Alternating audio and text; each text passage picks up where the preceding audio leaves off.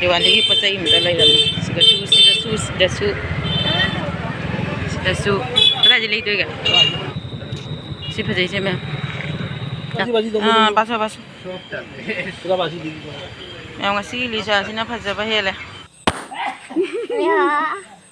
सिसे मरु अमा मरु अनि मरु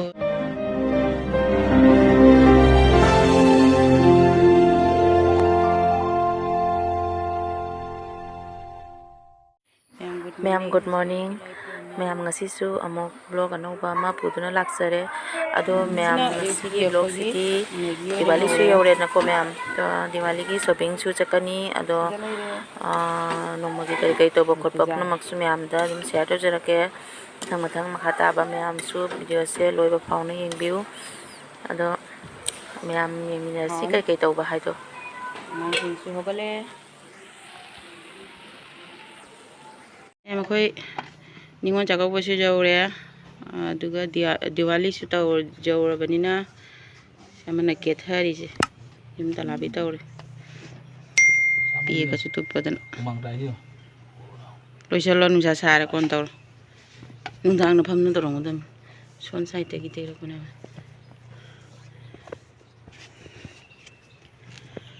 सारे फजनबो उफ सोन साइडसे लोरे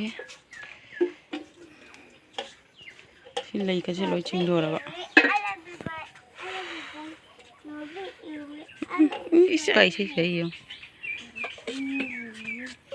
चलो चलो नुसा साइमुं चंगरासे मैम सिगी मथेलजी कोबी अमा ngौरानी कोबी से सेमगा तौबने नुसान अमा खुसा अमा सेमगे क्या मत ना मोलम मिन मन लेबासे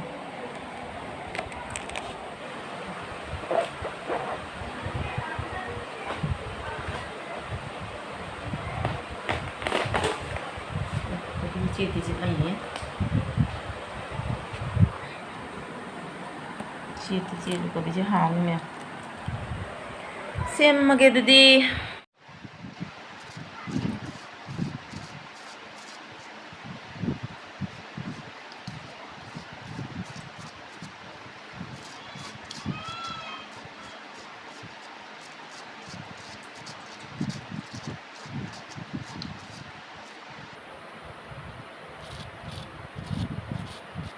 मैम सी सोरीसीन याम थौरेबा अदुना इना सीना त सीजनरबा अतोपसु लैय अतोबदो खरा थौबा वाटले थेंगाबुदि यानी अदुसु सिना पारक्तौना सीना याम नुंगाइबदो इना सीना त दुम सोयरबनि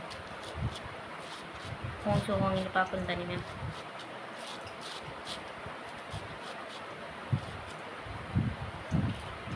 कोबीसीने यामगी कोबी ngobada se leire thangdaba yarani ma'am दुक याम कोबीदो ngौरागा सिगता ngaithar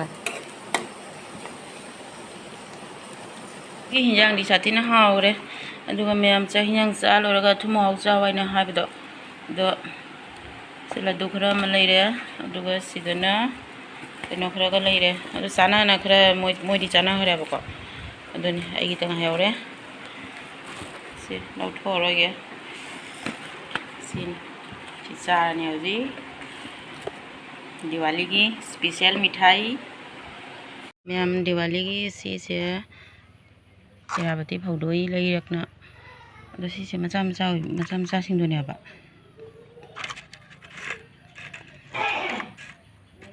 अदो नुसादा फौदोई चाकपदा नुवाइना बाइना अदो सिनी अदो नंदिन वाइदमु ललादमु चलुनी अखोइनिमु खरा लेबिरुगे अदो मोम करी करी दुंबा अदो निंगोन चाकौबसु यौरे अदो करी करी लई जाबा अदुदो लैरुगे तौबको अहानबा इसी खरा लैरे मपुना अदुनी मैम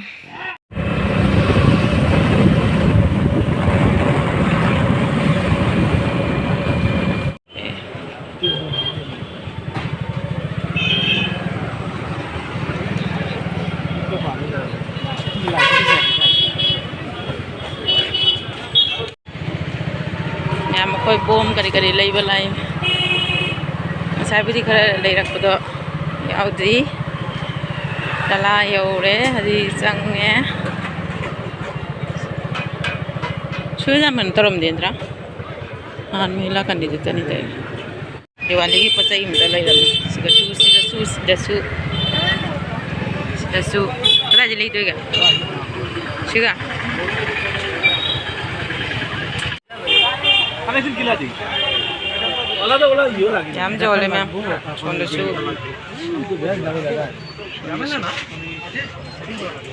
Diwali की बचाई लोग लाखों तो दुकानदार ने वम ले रहे हैं जैसे सोचे कब जे मंगा मार मागी नहीं मागी जेल हुआ है मागी ने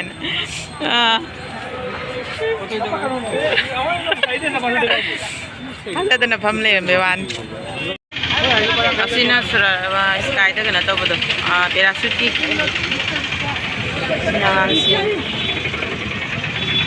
Siya ba? असीना क्या नो सीना Masai putih kan tahu ya mampu nak lagi dia. Kan uang tu lagi dia. Shopping. Roll logo. Starting show. Diwali shopping tahu nari. Aja. Ma'am hal lage haji bob le nari. Ma'am haji Diwali की थान बहु गले. हाँ? सारा दा.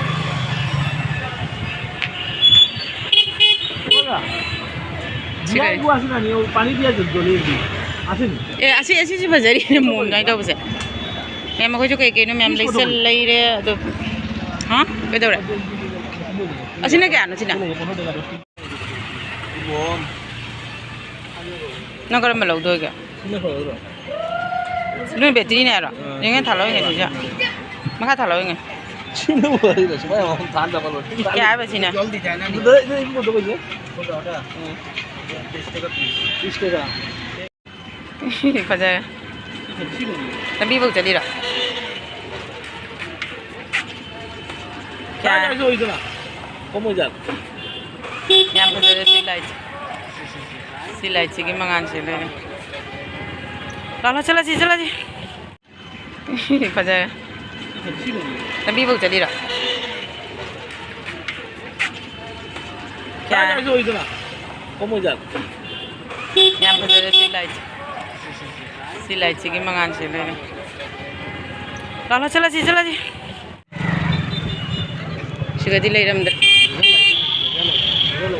करी लो रे इधर ना. हेलो चला जी ओए. शेषु बाजार है शेषु थान बावरा. बाजार यो रे. Terus ni.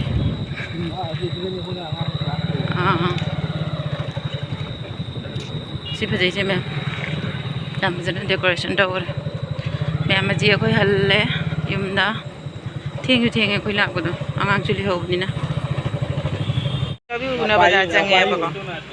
Jauh yang apa itu. Si kaya apa? Si masa ni nung pejadri yang benda. तो मैं आऊँगा सिंह मुँगा तो मैं हाँ हम जीत रहा खांग दे ये क्या है वैसे हाँ बासो मैं आऊँगा सिंह लिसा सिंह फंसा बहे ले आप तो हाँ वाले सिंह खालू Thengnya celaga musak muthong ni ngasi ai saning banga ko hajing bocabi laina pora hangena halaga bazar da musangun nga hajing bocabi u baduga laire ba ko masadi katang narap tawre nga to na ba mane jam hinjana sinna de hoinu sa sa badu tawri me ba aduni meam haji halle yumda yoga horian aina lerak pasing je yangal lage meam da tawre lupa pun sina kari चे अच्छी ना आंग जिंग था जाने बस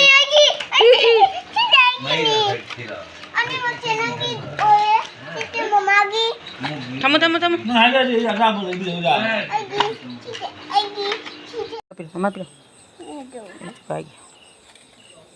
nang do wow makon hoi ba ei tabe ya ma ji yum da hala e ba ma'am जी यूम हल्ले खर थेंगे चाक थोंग मतलब यौरे नुथांगी ꯑꯉꯥꯡꯁꯤꯡꯒ ꯕꯣꯝ ꯃꯆꯥ ꯃꯆꯥ ꯀꯔꯤ ꯑꯃ ꯌꯥꯎꯔꯛꯄꯗꯣ ꯄꯣꯄꯥꯞ ꯅꯠꯇꯕ ꯑꯃꯗꯣ ꯑꯗꯨꯗꯣ ꯊꯨꯒꯥꯏꯅ ꯁꯥꯟꯅꯔꯝꯃꯦ ꯑꯩꯈꯣꯏ ꯍꯧꯖꯤꯛ ꯆꯥꯛ ꯊꯣꯡꯉꯦ ꯆꯪꯉꯛꯏꯗꯣ ꯑꯩꯅ ꯈꯥꯖꯤꯡ ꯆꯥꯎꯕꯤ ꯈꯔ ꯌꯣꯜꯂꯝꯕꯗꯣ ꯑꯗꯨꯗꯤ ꯌꯥꯝ ꯆꯥꯅꯩ ꯀꯩꯅꯣ ꯑꯗꯨ ꯃꯌꯥꯝ ꯈꯥꯖꯤꯡ ꯆꯥꯎꯕꯤꯁꯦ ꯑꯩꯅ ꯀꯨꯏꯔꯦꯕ ꯑꯩꯅ ꯌꯥꯝ ꯆꯥꯅꯤꯡꯅ ꯂꯩꯔꯤꯁꯦ ꯑꯗꯣ ꯑꯩꯈꯣꯏ ꯇꯨꯔꯦꯜꯒꯤ ꯂꯣꯀꯦꯜꯒꯤꯗꯣ ꯑꯗꯨꯅ ꯍꯥꯎꯕ ꯍꯦꯜꯂꯦꯕ ꯑꯗꯣ ꯉꯁꯤꯁꯦ ꯕꯖꯥꯔꯗ ꯑꯩꯈꯣꯏ ꯆꯠꯈꯠꯂꯨꯔꯕꯅꯦꯕ ꯑꯗꯣ ꯕꯖꯥꯔꯗ ꯑꯗꯨ ꯈꯥꯖꯤꯡ ꯆꯥꯎꯕꯤꯁꯦ ꯎꯕꯗꯣ ꯑꯃꯨꯛ ꯍꯜꯂꯒ ꯂꯩꯅ ꯄꯨ ꯂꯥꯛꯑꯦ ꯆꯥꯅꯤꯡꯕꯅꯤꯅ ꯀꯔꯤꯅ ꯇꯧꯔꯤꯗꯣ ꯀꯔꯤ ꯇꯧꯔꯤꯅꯣ ꯑꯗꯣ ꯍꯧꯖꯤꯛ ꯑꯩ ꯁꯦꯝꯃꯒꯦ ꯑꯗꯨꯅꯤ ꯃꯌꯥꯝ ꯁꯦꯝꯃꯒꯦ ꯍꯧꯖꯤꯛ ꯁꯤꯁꯦ ꯍꯥꯏꯕ꯭ꯔꯤꯠ ꯐꯗꯤꯒꯣꯝꯅꯦꯕ ꯁꯤꯁꯦ ꯃꯅꯝ ꯑꯝꯇ ꯅꯝꯗꯦ ꯈꯔ ꯊꯣꯛꯎ ꯅꯪꯗꯨꯕꯒꯤ ꯄꯥꯝꯕꯤ ꯑꯅꯤꯅ ꯃꯄꯨꯟ ꯑꯃ ꯁꯦꯝꯃꯒ ꯌꯣꯜꯂꯛꯏꯅꯦꯕ ꯃꯣꯏꯁꯦ ꯑꯗ ꯍꯥꯏꯕꯗꯤ ꯃꯔꯨ ꯑꯃꯅ ꯁꯤꯁꯦ ꯃꯔꯨ ꯑꯃ ꯃꯔꯨ ꯑꯅꯤ ꯃꯔꯨ ꯑꯁꯤ ꯃꯔꯨ ꯃꯔꯤ ꯍꯥꯏꯇꯥꯔꯦꯅꯦ ꯃꯔꯨ ꯈꯔꯕꯅꯤ ꯑꯁꯤꯒ ꯂꯨꯄꯥ 10 ꯑꯣꯏꯗꯤ ꯈꯪꯖꯗꯦꯗ ꯑꯗꯨꯒꯤ ꯑꯅꯤ ꯃꯈꯥꯏ ꯇꯥꯔꯕꯣ ꯑꯩꯈꯣꯏꯅꯦ ꯃꯔꯨ ꯑꯃꯗ 2 ꯃꯈꯥꯏ ꯇꯥꯔꯦꯅꯦ ꯑꯗꯨꯗꯤ ꯐꯗꯤꯒꯣꯝ ꯃꯔꯨꯅꯤ ꯍꯥꯎꯔꯦ ꯑꯗꯨꯝ ꯍꯥꯏꯕ ꯋꯥꯅꯤ ꯁꯤꯁꯦ ꯑꯩ ꯇꯜꯂꯦꯕ ꯍꯥꯏꯕꯤꯁꯦ ꯃꯅꯝ ꯋꯥꯠꯄꯅꯦ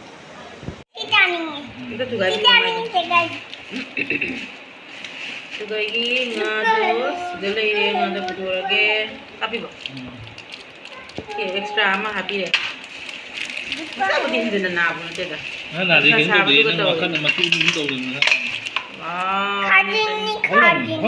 ꯌꯥꯝꯃꯤ ꯁꯦ ꯃꯌꯥꯝ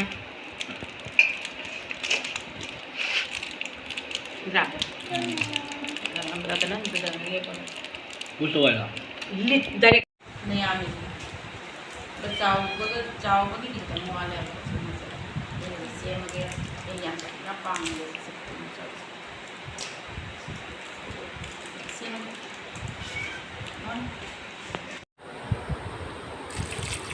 मचन मी देंगे मचन मी उदे चामगे सेम होलगे से मैम सेम होलगे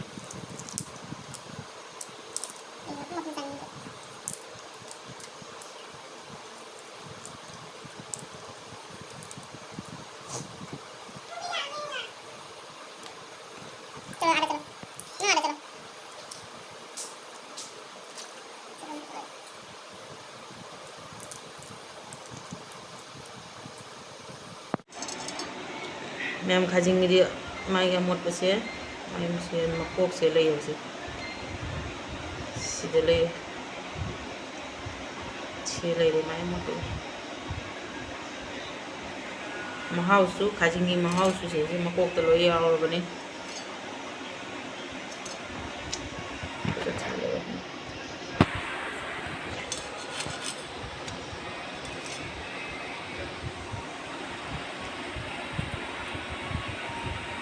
Enggak tahu, enggak.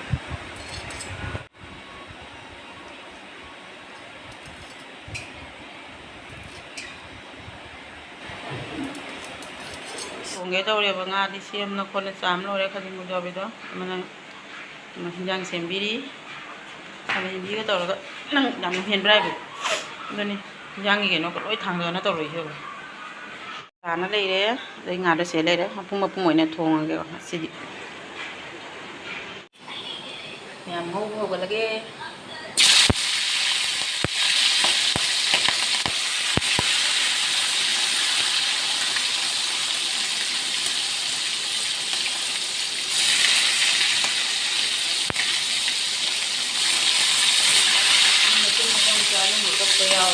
dua nih boleh, oh nama kamu ini mau lagi,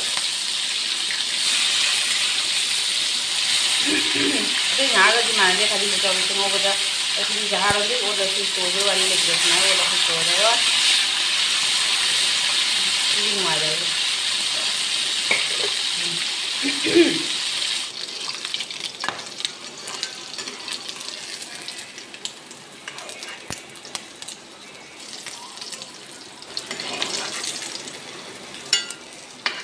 Ba?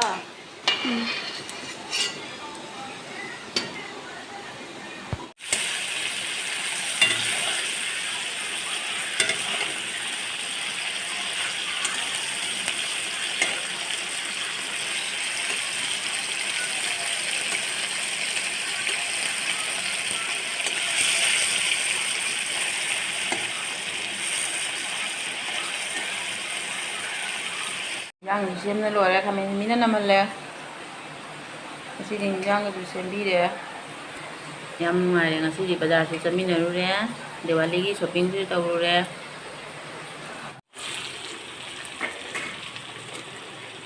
ꯌꯥꯝ ꯍꯥꯞꯆꯤꯜꯂꯒꯦ ꯃꯌꯥꯝ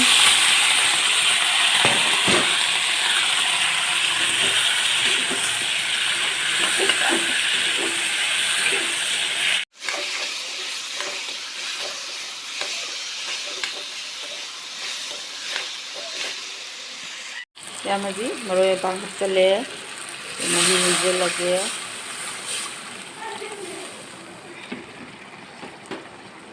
ꯃꯔꯣꯏ ꯃꯄꯥꯡ ꯀꯩꯀꯩ ꯂꯣꯏ ꯍꯥꯞꯆꯤꯜꯂꯦꯕꯀꯣ ꯃꯍꯤ ꯍꯥꯞꯄꯒ ꯉꯥꯏꯍꯥꯛ ꯈꯨꯝꯖꯤꯜꯂꯒ ꯃꯨꯜꯂꯅꯤ ꯑꯗꯨꯝ ꯑꯗꯒꯤ ꯉꯥ ꯍꯥꯞꯄꯅꯤ ꯃꯌꯥꯝ ꯁꯤꯗ ꯂꯩꯔꯦ ꯑꯩꯅ ꯉꯧꯕꯁꯤꯡꯗꯣ ꯈꯖꯤꯡ ꯆꯥꯕꯤ ꯉꯧꯕꯗꯣ ꯑꯗꯣ ꯍꯧꯖꯤꯛ ꯁꯤꯒ ꯍꯤꯟꯖꯥꯡꯗ ꯍꯥꯞꯆꯤꯜꯂꯒꯦ ꯍꯧꯖꯤꯛ ꯃꯍꯤ ꯍꯥꯞꯄꯦ ꯃꯌꯥꯝ ꯀꯃꯥꯏ ꯀꯔꯝꯕ ꯃꯑꯣꯡꯗ ꯊꯣꯡꯉꯤꯕ ꯑꯩꯗꯤ ꯑꯂꯨꯁꯦ ꯑꯃꯐꯥꯎ ꯍꯥꯞꯇꯕꯤꯗ ꯈꯥꯃꯦꯟꯕꯤꯒ ꯇꯧꯔꯒ ꯑꯗꯨꯝ ꯊꯣꯡꯅ ꯆꯥꯅꯤꯡꯉꯝꯕꯅꯦꯕ ꯑꯗꯣ ꯀꯔꯤ ꯍꯥꯏꯅꯤꯀꯣ ꯑꯗꯨꯝ ꯃꯣꯡꯁꯤꯁꯨ ꯑꯂꯨꯒ ꯍꯥꯞꯄꯒꯁꯨ ꯑꯗꯨꯝ ꯃꯍꯥꯎ ꯑꯃꯅꯤ ꯏꯟꯖꯥꯡ ꯁꯧꯔꯦ ꯊꯨꯝ ꯊꯥꯛꯆꯤꯟꯕ ꯌꯥꯔꯅꯤ ꯑꯗꯨꯗꯤ ꯏꯟꯖꯥꯡꯁꯦ ꯆꯥꯔꯒ ꯍꯥꯎꯕ꯭ꯔꯥ ꯍꯥꯏꯗꯣ ꯈꯪꯉꯅꯤꯀꯣ ꯍꯥꯎꯅꯕꯗꯤ ꯊꯣꯡꯖꯔꯕꯅꯤ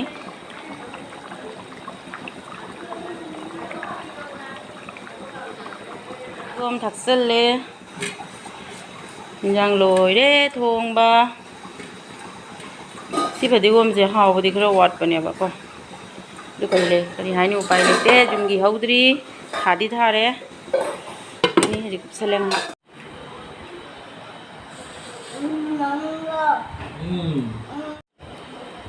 ꯃꯌꯥꯝ ꯑꯩꯇ ꯉꯥꯏꯍꯧꯔꯦ ꯍꯧꯖꯤꯛ ꯑꯩꯗꯤ ꯁꯤꯒ ꯏꯟꯖꯥꯡ ꯍꯥꯞꯄꯝꯕ ꯀꯩꯅꯣꯁꯤꯒ ꯂꯥꯁꯅꯤꯅ ꯑꯩꯁꯦ ꯑꯗꯨꯝ ꯆꯥꯔꯦꯕꯀꯣ ꯏꯟꯖꯥꯡ ꯁꯤꯗ ꯂꯩꯔꯦ ꯁꯤꯗ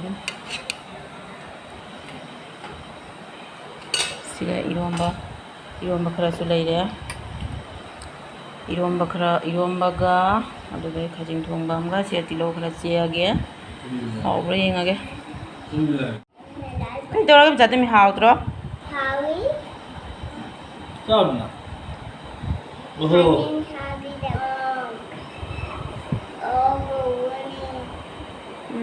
nem hawme